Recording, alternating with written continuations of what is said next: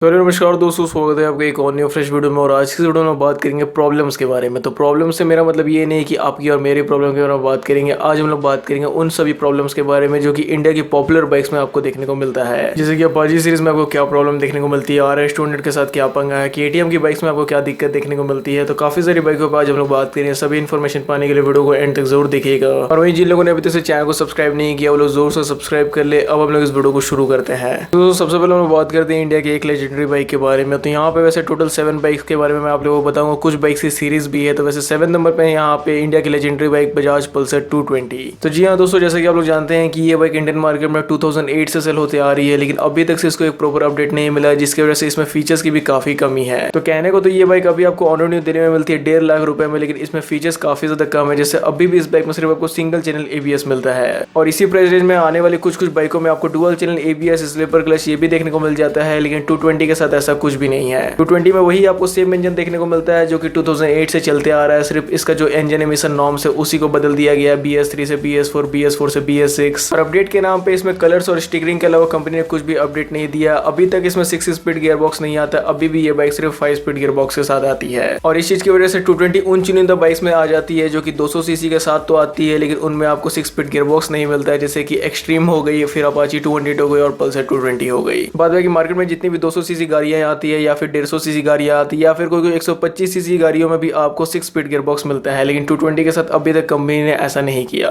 और इसके instrument console की ओर भी अगर आप लोग एक तरफ नजर घुमाते हो तो इसके इंस्ट्रूमेंट कंसोल में भी आपको कोई भी अपडेट नहीं देखने को मिलेगा जब से ये बाइक सेल होती आ रही है। हल्के फुल्के तो माइनर इसमें अपडेट आपको मिले हैं। और अभी हाल फिलहाल में इसमें एक अपडेट आया था, लेकिन वो भी बहुत बड़ा नहीं था। ना इसमें आपको गियर पोजिशन इंडिकेटर मिलता है, ना ही एवरेज फ्यूल कंजम्पशन मिलता है, ना ही आपको रियल टाइम स्पीड मिलता है। तो ये सब काफी सारे फीचर इस बाइक से अभी भी मिसिंग है। सो एनीवे 7 नंबर पे थी पल्सर 220F। तो कंपनी को काफी ज्यादा इसमें अपडेट देने की जरूरत है। लेकिन यहाँ 6 नंबर पे जो बाइक है उस पर बात करने से पहले यहाँ पे मैं आप लोगों को बताना चाहूंगा, इस लिस्ट में जितनी भी बाइक्स और जितनी बाइकों की सीरीज के बारे में बात करें तो यहाँ पर आप लोग ऐसा मत सोचिएगा कि इन सभी बाइकों को मैंने इस लिस्ट में इसलिए डाला है क्योंकि इन सभी बाइकों को मैं हेट करता हूँ। ऐसा बिल्कुल भी नहीं है, जस्ट आप ही की इन्फॉर्मेशन के लिए मैं वीडियो बना रहा हूँ। तो दोस्तों यहाँ पर 6 नंबर बात करें सुजुकी जिक्सर SF के बारे में। सुजुकी जिक्सर SF के साथ भी प्रॉब्लम यहाँ पे ये है कि ये तो बाइक सबसे पहले ओवर प्राइस्ड है, ऊपर से इस बाइक में आपको पावर भी काफी कम मिलती है। तो जैसे कि आप लोग जानते होंगे कि जो 160 सेगमेंट में लीडिंग बाइक्स है, जैसे कि अपाची 164 हो गई, NS 160 हो गई, इनमें आपको पावर काफी ज्यादा अच्छा देखने को मिलता है। 16-17 bhp तक पावर देखने को मिल जाता है। और वहीं उन सभी बाइक्स की प्राइस जो जिक्सर SF के मुकाबले काफी ज्यादा कम है। ये बाइक की ऑन रोड प्राइस जो लगभग 1.5 लाख रुपए है और इसमें आपको पावर मिलता है सिर्फ 13.4 bhp का। ऊपर से अगर फीचर्स के बारे में बात की तो फीचर्स इसमें आपको बहुत ज्यादा नहीं मिलते। इसमें आपको सिर्फ सिंगल चैनल ABS मिलता है। और उससे भी बड़ी बात की ये बाइक 1.5 लाख रुपए की तो है, लेकिन इसमें ऑयल कूल्ड सिस्टम भी नहीं आता है। इसमें कंपनी एयर कूल्ड सिस्टम देती है। ये सब इस बाइक के लिए मेरे को काफी बड़ी प्रॉब्लम लगती है। जैसा मैंने आपको बता दिया कि एयर कूल्ड सिस्टम कंपनी इसमें देती है, पावर काफी ज्यादा कम है, ऊपर से इसकी प्राइस भी इतनी ज्यादा है अपनी सेगमेंट में। मानता हूँ कि ये बाइक फुल फेयरिंग डिजाइन के साथ आती है, जिसकी वजह से इस बाइक की जो प्राइस वो थोड़ी बहुत बढ़ जाती है। लेकिन यहाँ पे एक्सट्रीम 200S की तरफ भी अगर आप लोग नजर डाल के देखते हो तो वो भी तो बाइक फुल फेयरिंग डिजाइन के साथ आती है, ऊपर से 200 सीसी इंजन के साथ आती है। लेकिन ये बाइक से वो बाइक आपको लगभग 10,000 रुपए कम में मिलती है। तो 10,000 रुपए कहीं ना कहीं मायने रखते हैं। लेकिन जिक्सर SF के साथ जैसा मैंने आपको बताया कि इस बाइक की थोड़ी सी प्राइस कंपनी को कम करने की जरूरत है, जिसकी वजह से इसके सेल्स फिगर्स को वो लोग और ज्यादा बढ़ा सके। और अगर कंपनी को यही प्राइस इस बाइक को बेचना है तो कम से कम इसको थोड़ी सी फीचर लोडेड बनाए, इसका पावर और थोड़ा सा बढ़ाए। सो यार 6 नंबर में हम लोगों ने बात किया सुजुकी जिक्सर SF के बारे में। दोस्तों यहाँ पे 5th नंबर बाइक है। वैसे यहाँ पे एक बाइक नहीं, पूरी बाइक की सीरीज है। पूरी बाइक की सीरीज के एक कंपनी की बाइक के साथ यहाँ पे प्रॉब्लम है और वो है रॉयल एनफील्ड की। तो वेट इससे पहले आप लोग अपना दिमाग इधर उधर लगाना चालू कर दे, मैं आप लोगों को बता देता हूँ कि रॉयल एनफील्ड की सभी बाइक्स में प्रॉब्लम यह है कि इन सभी बाइक्स का वेटिंग पीरियड बहुत ज्यादा होता है। फॉर एन एग्जाम्पल कि आज आपने अगर कोई रॉयल एनफील्ड की बाइक्स बुक कर दी, स्पेशली उनकी ज्यादा बिकने वाली बाइक्स बुक कर दी, जैसे कि रॉयल एनफील्ड मीटियोर हो गई, क्लासिक 350 हो गए, तो इन सभी बाइक के लिए कम से कम आपको 5 से 6 महीना वेट करना पड़ेगा। तो अगर आज आप लोग मई के समय में इन बाइकों को बुक करते हो तो इनकी जो डिलीवरी ये आपको मिलेगी अक्टूबर से नवंबर के बीच में। अब मैं ऐसा हवाई में नहीं कह दे रहा, मेरी एक फ्रेंड ने मीटियोर बुक की थी पिछले साल, उसको जो डिलीवरी है जस्ट अभी 1 हफ्ते पहले मिली है। तो आप लोग खुद ही समझ सकते हैं कि अगर आपको रॉयल एनफील्ड की बाइक का स्वाद चखना है तो आपको कितने समय तक वेट करना पड़ेगा। तो ये जो इतनी लंबी वेटिंग पीरियड का टाइम है, यही रॉयल एनफील्ड बाइक की सबसे बड़ी प्रॉब्लम है कि अगर कोई बंदा सोचेगा भी कि अगर एकदम कैश दे के बाइक अभी भी ले आए तो उसको ऑन द स्पॉट या फिर शोरूम में बाइक तुरंत मिलेगी नहीं, उसको जरूर से वेट तो करना ही पड़ेगा। और वेट से जैसा मैंने आपको बता दिया कि 1-2 हफ्ते का यहाँ पे वेट नहीं करना है, 5-5, 6-6 महीने लग जाते हैं रॉयल एनफील्ड की बाइक्स को डिलीवर होने में। हाँ, कुछ रॉयल एनफील्ड की बाइक्स है जो कि आपको जल्दी मिल जाती है, जैसे कि कॉन्टिनेंटल 650 हो गई, इंटरसेप्टर 650 हो गई, हिमालयन हो गई। अब जैसे जानते हैं कि इनका जो डिमांड रहता है वो उतना नहीं रहता है जितना कि क्लासिक 350 या फिर मीटियोर का रहता है। ये तो वेटिंग पीरियड वाली बात होगी। और दूसरी आपको रॉयल एनफील्ड की बाइक्स में ये प्रॉब्लम देखने को मिलती है, सभी रॉयल एनफील्ड की बाइक्स में नहीं, क्लासिक 350 में आपको सबसे ज्यादा ये प्रॉब्लम देखने को मिलती है उनकी ब्रेकिंग परफॉर्मेंस का। तो जी हाँ दोस्तों, रॉयल एनफील्ड क्लासिक 350 में सभी चीजें मेरे को अच्छी लगती लगती है, लेकिन उसकी जो ब्रेक्स है उसकी परफॉर्मेंस काफी ज्यादा वीक है, काफी सॉगी है, मतलब उतना आपको अच्छा उसमें बाइट फोर्स नहीं मिलता है जितना कि मिलना चाहिए। वैसे बुलेट वाले लोग तो ज्यादा स्ट्रीट रेस तो करते नहीं है क्योंकि उन लोगों को पता है कि इसका इंजाम क्या होता है, लेकिन अगर आप लोग बुलेट से ये सब चीजें करने की कोशिश करते हो तो अपनी ब्रेक्स की तरफ आपको जरूर से ध्यान देना चाहिए कि ऐसा नहीं हो कि सामने कोई अचानक से आ जाए, आपकी ब्रेक ही नहीं लगा, आप जाके सीधा उससे लड़ जाओ। तो यार रॉयल एनफील्ड को जरूरत है कि वो अपनी बाइक के साथ वेटिंग पीरियड का जो टाइम है उसको कम करे और क्लासिक 350 जैसी जो बाइक्स है उनकी ब्रेकिंग परफॉर्मेंस को इंक्रीज करे।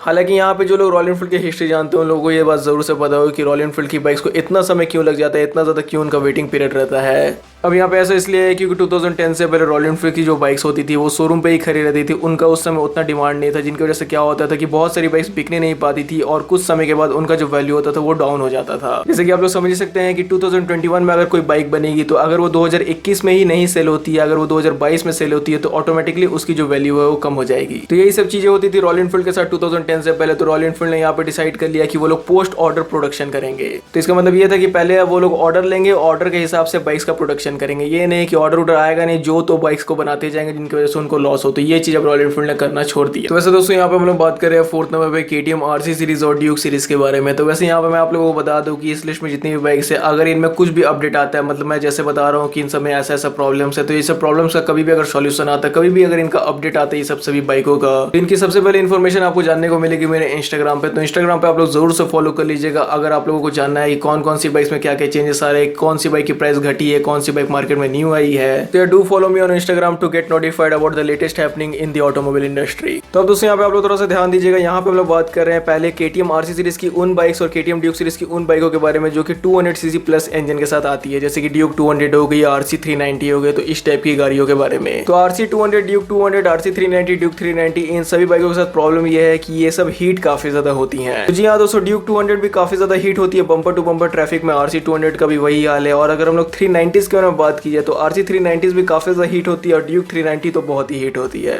अब यहाँ पे ऐसा इसलिए है क्योंकि केटीएम 200 और केटीएम 390 ये सब जितनी भी चारों बाइक्स है इनमें प्रॉब्लम ये है कि इनका जो इंजन है काफी ज्यादा हाई कंप्रेशन वाला है, जिनकी वजह से ये काफी ज्यादा हीट जनरेट करता है। और बस इसी चीज की वजह से जितनी भी 200 सीसी की बाइक्स आप लोग मार्केट से उठा के देख लीजिए, सभी के बीच में जो सबसे ज्यादा आपको हीट जनरेटिंग करने वाली मशीन दिखेगी वो होगी आरसी 200 और ड्यूक 200। हाल इन ड्यूक 390 और आरसी 390 में पावर कंपनी ने इतना ज्यादा कूट के दिया है और उस पर से सिंगल सिलेंडर इंजन भी है वो, जिनकी वजह से ये सब जो बाइक है काफी ज्यादा हीट जनरेट करती है। हाल इन बार अब आप लोग यहाँ पे हीट एनर्जी सुन के ऐसा मत समझ लीजिएगा कि यहाँ पे मैं ऐसा बोल रहा हूँ कि ये सब बाइक्स को आप लोग चला ही नहीं सकते, जब भी आप लोग इस बाइक पे बैठोगे तो आपकी लेग जो है चिकन तंदूरी बन जाएगी। तो ऐसा बिल्कुल भी नहीं है। जस्ट यहाँ पे मैं आप लोगों को बता रहा हूँ कि अपनी सेगमेंट में इन सभी बाइक्सों में थोड़ा सा आपको ज्यादा हीट देखने को मिलता है। तो दोस्तों ये सब तो बात हो गई केटीएम्स की उन बाइकों के बारे में जो कि 200 सीसी से ऊपर वाली इंजन के साथ आती है। लेकिन यहाँ पे अगर बात की जाए केटीएम की 125 के बारे में तो आप लोग समझ सकते हैं कि यहाँ पे मैं आगे क्या बोलूंगा। तो केटीएम 125 जो बाइक है आरसी 125, ड्यूक 125, उनके साथ सबसे बड़ा प्रॉब्लम यह है कि इनका जो प्राइस है वो एकदम बुर्ज खलीफा के ऊपर है। अब दोस्तों यहाँ पे हम लोग थर्ड में बात करें प्रीमियम 150 सीसी सेगमेंट की एक बाइक के बारे में और काफी ज्यादा पॉपुलर ये बाइक, इस बाइक का नाम है यामाहा R15 वर्जन 3। तो अगर देखा जाए तो इस बाइक के साथ कोई बहुत बड़ा मेजर प्रॉब्लम है नहीं क्योंकि ये बाइक में सभी चीजें लगभग आपको ठीक ठाक मिल जाती है, पावर परफॉर्मेंस भी ठीक ठाक मिल जाता है, फीचर्स भी मिल जाता है। लेकिन इस बाइक के साथ सबसे बड़ा प्रॉब्लम ये है वो है इसकी राइडिंग पोस्चर। तो हो सकता है कि बहुत लोगों को इसका राइडिंग पोस्चर अच्छा लगे, बहुत लोगों को इसका राइडिंग पोस्चर अच्छा ना भी लगे, लेकिन यहाँ पे मैंने जैसा इसके ओनर रिव्यूज में पढ़ा है कि इसकी जो राइडिंग पोस्चर है वो तो लोगों को अच्छी लगती है लेकिन उससे पेन काफी ज्यादा होता है। यहाँ पे पेन से मेरा मतलब आप लोग समझ सकते हैं कि इतना झुक के आपको इस बाइक को चलाना पड़ता है जिसकी वजह से आपकी जो हैंड्स पेन है वो होने लगती है, बैक पेन होने लगती है, आपकी रिस्ट में पेन होने लगती है। सो बट एनीवेज जैसे यहाँ पे मैंने आप लोगों को बताया कि R15 का जो राइडिंग पोस्चर काफी ज्यादा कमिटेड है, मतलब इतना ज्यादा झुक के आपको राइड करना पड़ता है जिसकी वजह से अगर आप इसको बम्पर टू बम्पर ट्रैफिक पे चलाते हो तो आपकी रिस्ट काफी ज्यादा पेन करेगी, हैंड काफी ज्यादा पेन करेगी। और अगर आप लोगों ने पिलियन बैठाया हुआ है उसकी वजह से उसकी जो लोड है वो भी आपकी बैक पे ही आएगी अगर आप लोग बार बार ब्रेक का यूज करोगे। तो यहाँ पे इस सब कंडीशन में R15 को चलाना काफी ज्यादा हेक्टिक हो जाता है।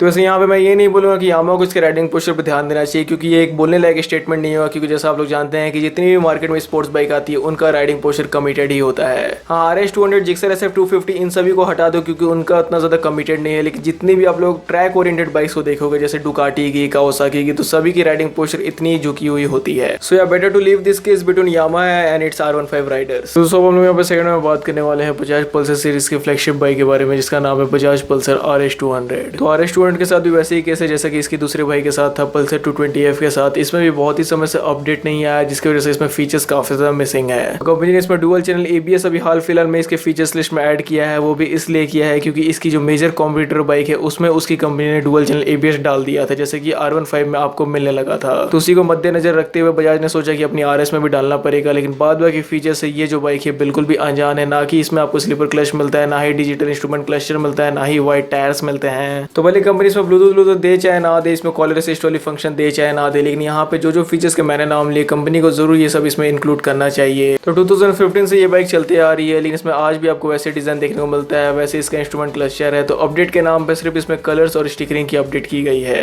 तो दोस्तों अभी तक से हम लोगों ने इस लिस्ट में काफी सारी बाइक्स के बारे में बात कर लिया। अब हम लोग यहाँ पे बात करते हैं जो फर्स्ट नंबर बाइक की सीरीज है उसके बारे में। हम लोग यहाँ पे बात कर रहे हैं अपाची सीरीज के बारे में। So being myself as Apache owner, तो मेरे को अपाची सीरीज बाइक में जो सबसे बड़ा प्रॉब्लम लगता है वो ये है कि इनकी बाइक्स का जो फिट एंड फिनिश लेवल होता है वो उतना अच्छा नहीं होता है। ऊपर से इन बाइक्स की जो सर्विस आपको मिलती है वो भी अप टू दी मार्क नहीं रहती है। So fit and finish level पे तो टीवीएस को जोर से ध्यान देना चाहिए, but the most important thing is there this service. तो सर्विस पे जोर से टीवीएस को फोकस करना चाहिए क्योंकि मेरी बाइक की जब फर्स्ट सर्विस हुई थी और सेकंड सर्विस हुई भी नहीं थी तो इसी इंटरवल के बीच में मेरे को 3 से 4 बार सर्विस सेंटर दौड़ना पड़ा था। So that was a very hectic work for me because when you buy a new bike you expect that this particular bike will go along with you for million and millions of kilometres.